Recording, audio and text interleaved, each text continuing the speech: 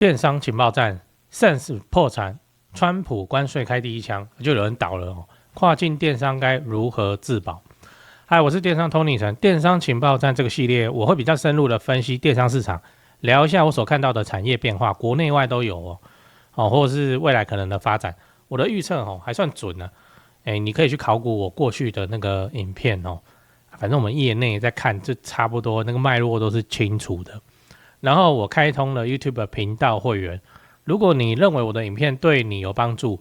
加入会员付钱支持我，让我有机会制作更多更优质的内容来给你看。上一集我们讨论了中国为何要封杀外卖餐饮补贴，这一集要来跟你分享第一个关税牺牲者出现了。那先讲一下这一集为什么重要应该也不用多说了。虽然那个 Sense 你之前也没有在买嘛但是它是一个风向球。好，那川普的关税大刀一直迟迟没有落下，那搞得人心惶惶。那我们可以参考其他国家的状况，看有没有什么答案可以抄。只是没想到答案出现之前，就有知名电商直接 game over 了 GG 了。那这个蛮夸张的我们就来了解一下发生什么事。先来看一个新闻，标题我念一下美国关税突变引发倒闭潮，加拿大奢侈品电商 Sense 真是这样念Sense 申请破产保护那内容是这样 ，Sense 的执行长 Rami Atlaha 指出，公司陷入财务困境的直接导火线就是川普的关税政策，并且他特别提到，美国决定停止价值在$800以下的进口商品免税的豁免，那对他公司来说是一个巨大的意外。由于美国是 Sense 的重要市场，而新关税政策会极大的增加它营运的成本，就变成压垮骆驼的最后一根稻草。那当然还是要补充一下，因为他们今年业绩本来就不好受全球奢侈品市场成长放缓的影响，2025年上半年的销售已经同比大幅下滑 28%， 并且他在5月的时候就已经进行裁员，所以 Trump 的政策就是让他雪上加霜就对了。那我们也来聊一下 Sense 是谁啊？来补充一下这间公司的背景知识Sense 成立于2003年你看它有20年了。那一直以来都是由创始团队私有经营，直到2021年才引入首位外部投资者，一引入就是红杉资本红杉资本是全球最大的创投机构，那意思就是很够格了，很厉害才会被这个红杉资本去投。国外的创投在投不是说就是给你钱而已，他会给你拉动他底下一切资源去帮助你成功就对了。好，那红杉资本他也很看好 Sense 嘛，经过红杉资本的投资之后，Sense 的估值已经涨到暴涨到50亿加元，那差不多40亿美元这样。所以 Sense 在加拿大就不是一间小公司了，而是时尚电商的巨头加拿大电商时尚电商巅峰的时候，他手上握有700个以上的品牌然后网站平均每月的浏览量是1亿次那在2023年的时候扩编到1000人这样，只是在2025年的5月，那就因为业绩不好裁掉了100多人，但它还是500人以上的大企业。这个要说明一下你不要想说这也还好嘛这个企业的人数好像没很多，其实不算少了。例如把台湾电商打得迷迷毛毛的 Coupon它在台湾的分部才多少人？700所以 Sense 的公司规模以电商的商业模式来说已经很巨大了。那再来你要知道为什么 Sense 它直接就投降了我们就在讲说为什么 Sense 这次这么快就认输Trump 对加拿大课关税是8月1号生效，然后 Sense 在8月28不到1个月的时间他就直接宣布破产你这很快，这个连挣扎一下都没有那主要的原因是以下几个。第一个，高昂的关税，这也是蛮神奇，就是在加拿大之前那他们就有听到 Trump 要课关税，然后他们的总理杜鲁道北宋他就说好，你要课是不是好啊？那你一刀我一刀，看谁先撑不住。他也对美国采取报复性关税几%， 25%然后就爆了。你看这个新闻你看标题就好了。美公布第3波关税名单，8月起对加拿大开征 35%。川普说你课我 25% OK， 那你就吃 35% 狂人川普，就关税变成一个武器这样。那杜鲁道总理就说了在8月23号的时候宣布9月1号开始取消对美关税，然后川普又在那边好棒棒那也没有宣布会调降对加拿大关税什么的。那所以这一波操作那又变成川普风光大升。来，第二点，对美国的出口占比太高。你看我划线的地方2024年的营收是 7.5 亿美元，而且光美国市场它就贡献了 55%。那再加上美国取消了800美元以下的免税优惠，来，你看这个标题，这是小额包裹这个是非常反正跨境电商很依赖的东西，因为人力有限所以说在一定价值以下的包裹就免税，你就进来就对了。这个不止爽到以前的 Sense， 那还爽到谁？中国中国的跨境电商是非常之凶猛。那苏美小包裹8月29取消免关税，法德公告部分暂停邮寄至美，8月29号直接生效。法国、德国它都公告要暂停邮寄到美国了，理由是讲说他们要调整内部作业流程，不是说以后都不能寄事实上就是被影响嘛。好，所以 Sense 面对的困境是什么？如果消费者买了一双100美元的球鞋，然后因为被课 35% 关税，那这个球鞋的费用价格会跑到135，那再加上国际运费的钱那就会更高。那如果你是消费者，你还会买吗？而且我们刚才讲了2件事情，第一点，在2025年上半年的业绩它就掉了 28%。第二点，美国业绩占整体业绩的 55%。那我们假设最惨的状况就是 Sense 在美国的业绩直接归零，那请问他今年下半年的业绩会有多惨？我帮你算好了，2025年下半年营收100%乘上括号1减 0.28 括号乘上括号1减 0.55 括号等于 32.4%， 32.4% 呢最快的情况就是他的业绩就剩下 32.4%。如果你是执行长，你敢跟他凹吗？而且这个凹也不是什么你凹久就赢这个国家等级的战斗Trump 现在还健健康康的这个很麻烦这个国家等级的政策这个你努力也没用，这不是什么天道酬勤搞得定的事情。那这个执行长就破产，宣布破产然后就跑了。不要讲他，如果是我会跑了这没办法做嘛。最后你要知道，台湾电商人从中学到什么我相信这个 Sense 绝对不是第一个也不会是最后一个，后面还有很多人准备要倒，一连串的跟粽子跟鞭炮一样比喻一直炸。后面你应该也会陆陆续续听到其他电商平台在那边投降的消息，因为 Trump 的关税真的是很夸张很凶。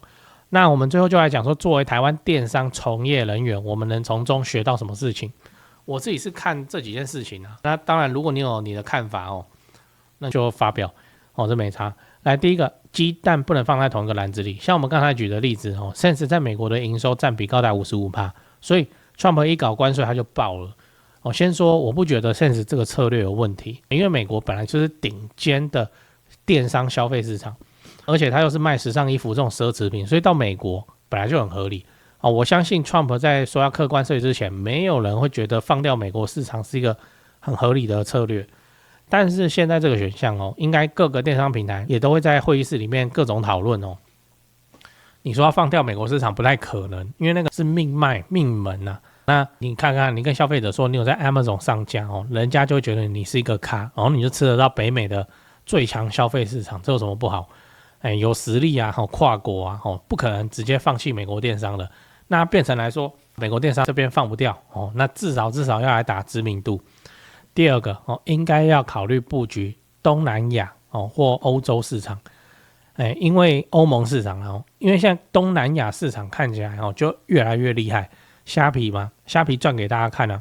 那我也知道大家对美国市场有一个滤镜但是这个滤镜是滤镜，滤镜不能当饭吃。现在东南亚市场至少是怎么样？它没有什么关税问题你要有办法来赚你就来赚欢迎你来，他们很欢迎外资的。那语言问题都有 AI 可以去处理现在去做东南亚的跨境不会比以前困难甚至是简单非常的多的。东南亚那么多，要先选哪个？看你要选哪个都可以以欧美白人他们在看我个人认为他们会先考虑菲律宾，因为英文就是他们的官方语言嘛，沟通起来比较容易。第三，做品牌的含金量再次提升，这就是我之前一直讲的要做品牌至少再烂你要有自己的品牌官网嘛。像外国人来看你的时候才会觉得这是个牌子是一个咖。不要说你都在做跨境电商了然后你官方网站是什么？没有，就是一个虾皮的店的连结，那很奇怪那对方是这样外国市场是这样，他就觉得你是一个牌子的时候，你才能够吃到品牌溢价我乱讲哦，这个消费者已经习惯穿你的衣服了哦，版型设计什么他很喜欢啊，就算美国的关税又怎么样，他还是想要嘛，他想要他就会怎样，他就会去省别边的钱，比方说乱买中国小商品的钱哦，那还是继续买你的衣服嘛，那你的业绩哦要掉就不会那么的迅速，然后美国有卖掉，你又可以拿来当成绩单推广到其他国家，说我这个是美国流行时尚单品，不就好了哦？所以现在这个局面哦，看起来是我们电商从业人员最优先要考虑的事情哦，还是你要有自己的基地哦，你怎样你要让外人，尤其你要做跨境哦，你要让外人看你的时候像是个品牌，你不能说啊什么都没有，就是一个 FB 你知道哦，然后 FB 底下留言，要不然人家贴梗图什么，那很奇怪，看着就很怪哦。那你在当地你也放不了经销，也没有人愿意代理你，就觉得你是个杂牌子。品牌官网哦，认真的经营自己的品牌。以前的什么台湾卖美国，物美又价廉哦，靠价钱来打天下的思维要赶快调整过来，因为你现在要那边斗价钱，你斗不赢中国哦，你真的是要用品牌来做出溢价，让美国消费者来认为说这个比较贵哦，可是比较好哦，那他还是愿意掏钱这样。讲八卦哦，讲八卦，跨境电商哦，跨境电商。我相信你在上班，你不止一次听主管啊、高层他们在讲什么台湾市场太小嘛，对不对？所以跨境出海这一直都是选项。哦，那跨境跨到欧美去很多哦，那也有跨到东南亚，因为那是呼应政府的新南向政策。哦，虽然现在看起来是雷声大雨点小了，哦，但跨境就是这样。那跨境哦，以刚刚来讲的叫$800以下嘛，这个对我们来说也是适用的哦。可是啊，现在跨境有个超巨大的魔王要打哦，就是中国电商啊。你台湾你想跨境，加拿大想跨境到美国啊，中国嘞，对不对？中国赚翻了，他们就是超便宜啊哦，然后海量的东西进去啊 ，TikTok Shop 哦，然后再加全球速卖通哦，再加 Temu 对不对？然后还有西印哦，这超多，这都小商品。然后如果你是美国人哦，你加东加西，你也应该也加不到$200。东西就很多，衣服很多件这样，所以怎么样？所以就卖过去啊。哦，那现在终于这个声音传到美国政府的高层，就是你看中国啊，他们都这样了哈。好，那现在就直接取消了，取消就是每件都要课税。可是我所查到的新闻，实务上是怎样？实务上就是说，也没那么多人力来处理，那就变成怎么样？那就变成说全部卡在海关，没差，就这样，我就卡你哦。那大家以后都蹲在海关，然后慢慢处理，慢慢处理，让你对消费者承诺的什么几日全美到达，5日哦，5日全美到达，通通都爆掉，就是这样。那这就是关税战啊。去年之前真的没有人想过美国敢发动这种等级的关税战，而且做法如此之粗糙。以前我们台湾的电商应该出海是一个很重要的选项嘛，出海的意义很大哦，对于品牌经营者而言，就是不只是说赚美金还是怎样，而是说如果你有投资人或是你准备拉投资，那你就出海。出海做出来的成绩不用好只要有成绩就好。有成绩是指说你在 Amazon 或是你做一个独立站，有的没的你就这样搞，然后一个月的销售也不高，可能才台币30万，这都叫做有成绩。我相信你的投资人对你的估值会直接 double 以上，因为你有能力切到欧美市场，而不是说就是在一个小小的台湾。那现在这个$800以下免税的大门已经锁起来了，接下来你就看你自己想办法。中国的解法简单又粗暴，所以现在是跨境过去这个要课税，是不是？好，那他就在当地成立仓库，然后就走正式的这个贸易，然后再来洗个产地。比方说明明是中国的商品，那就拐弯嘛，拐到看到哪里去嘛。拐到越南拐到那个亲美的国家，然后从那个亲美的国家出口到美国，就这样，他把货全部都先蹲在当地仓库，然后在当地仓库直接发货，很夸张啊！现在这个中国他们自己也卷到炸裂所以出海这个也是国策对中国来讲也是国策，你要出海是不是？好，来这边有一堆补助，你去申请就这样。所以现在的欧美市场，全球最大的消费市场，早就被中国侵占的，哇，那个不叫销价竞争那个根本就叫倾销，非常夸张，非常恐怖。你就去看那个海外Shein，你看他们怎么评价，超便宜，然后一堆美国的男生女生就在那边拍就在那边分享，然后Shein还有启动分润计划，就变成大家拍抖音 TikTok 来卖这个像虾皮分润一样，非常夸张。对比起来啊，我就会认为这个加拿大时尚单品，这个 Sense 它的战法、战绩、速度绝对都是远远逊于中国的，就这样。所以这个 Sense 输了，个人认为不意外，要赶快成为品牌，然后变成一个品牌商。至少你在通路上，你还有议价能力，你要不要自己做都在说。那至少你放你经销，你的 bargaining power 也比较强就这样，还是要做品牌。那你做品牌，你要像个品牌啊，你不是说嘴巴讲做品牌，实际上那你们家资料我先看看，然后他一查都查不到什么东西，他一查就是一个 FB 而已然后连蓝勾勾也没有，然后官网也没有官网也乱七八糟，官网点下去到你的 IG， 然后底下大家回梗图，那么有没的，看起来是不像个牌把自己的东西弄成像个牌，官方网站做就做了嘛你也不一定要期待它的销售，至少你要让人家查查起来说这个不错，板板正正，这就是个牌子。那你在欧美人这招我跟你讲，在台湾在中国都不好使，因为大家都说这很简单吧，这花钱就有了算什么品牌？可是，在欧美人的心目中，这东西要基本操作。如果你要出海你这些基础工程你要先做好。我的经验也是这样，你要出海官方网站是必定需要的东西。你想说这个官网还有人在看吗？不是大家都用 FB， 没有，你在国外市场，你用国外市场的角度去考虑官网一定要出来然后 WhatsApp 一定要办，因为他们都用那个嘛。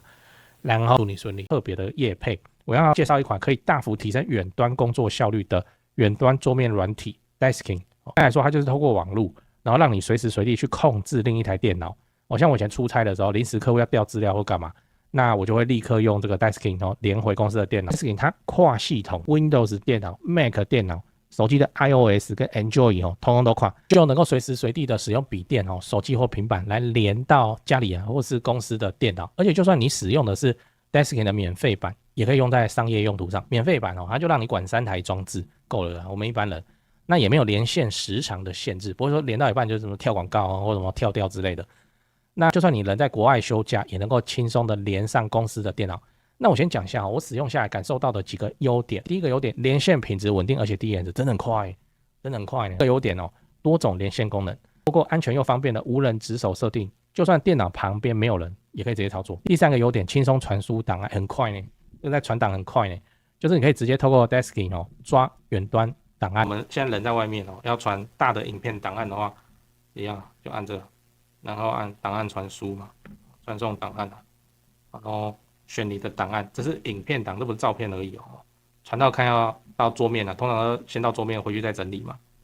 好就好了。这 18M 呢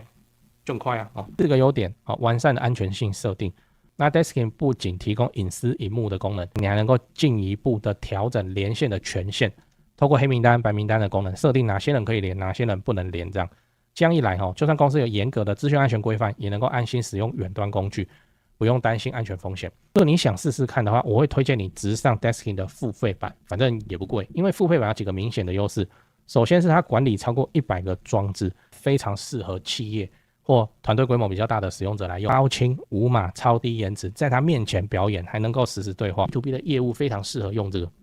真的是很适合用这个。再来，付费版在档案传输的速度上明显提升很多，尤其传送较大的档案或大量的资料的时候就快很多节省很多时间。而且画质跟连线的稳定度会好很多文字影像、影音付费版的体验是更清晰、更流畅。这样最重要的是，以 Desking 的收费标准来看，对比市面上其他同级的远端软体，